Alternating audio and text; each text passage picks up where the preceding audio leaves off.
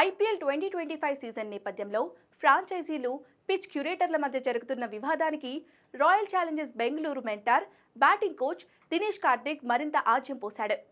తాము కోరిన పిచ్ను బెంగళూరు క్యూరేటర్ సిద్ధం చేయలేదని తెలిపాడు. అతను తయారు చేసిన చెత్త పిచ్ల కారణంగానే బెంగళూరు వేదికగా జరిగిన 2 మ్యాచ్ల్లో ఆర్సీబీ ఓటమి పాలైందని అభిప్రాయపడ్డాడు. ఇప్పటికే KKR captain Ajinkya Rahane, Sunrisers Hyderabad captain Pat కమిన్స్లు పిచ్ క్యూరేటర్లపై విమర్శలు గుప్పించారు.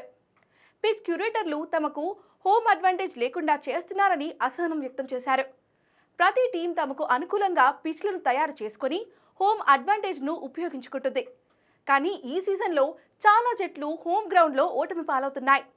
అయితే ఈ సీజన్లో బయటి వేదికలపై దుమ్ము రేపుతున్న ఆర్సీబీ సొంత గడ్డపై మాత్రం తేలిపోతుంది.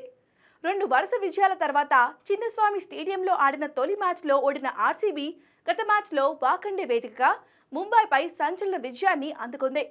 కానీ మళ్లీ సొంత మైదానంలో తేలిపోయింది. అయితే టీ20 క్రికెట్లో పరుగుల వరద పారితేనే అటు బ్రాడ్కాస్టర్స్ ఇటు అభిమానులకు పండగ.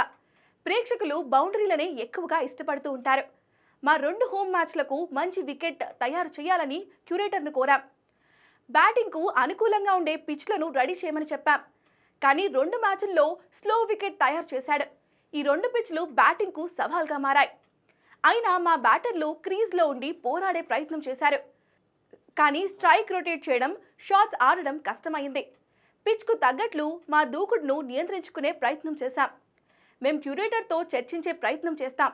అతనిపై మాకు నమ్మకం ఉంది. మా నుంచి మేము చేయాల్సింది చేస్తామని దినేష్ కార్తిక్ చెప్పుకొచ్చాడు.